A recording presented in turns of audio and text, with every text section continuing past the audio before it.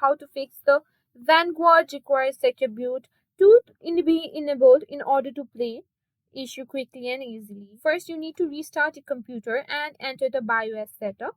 You can do this by pressing the designated key during startup, usually F2, DL, or ESC.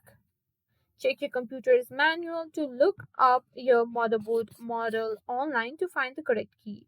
Once you're in the BIOS, navigate to the Boot or Security tab. Look for the Secure Boot setting. It might be under Advanced Mode or Boot Configuration depending on your BIOS version. Select the Secure Boot option and change it to Enabled if it's already enabled. Toggle it off and then back on to ensure the setting is applied. After enabling Secure Boot, Secure Boot, save your changes and exit the BIOS. This is usually done by pressing F10, but it might vary. Confirm the changes when prompted.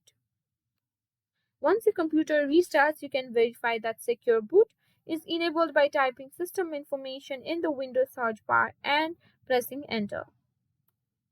And that's it. You should now be able to play Vanguard without any issues. If you found this video helpful, don't forget to give it a thumbs up and subscribe for more tech tips and tricks.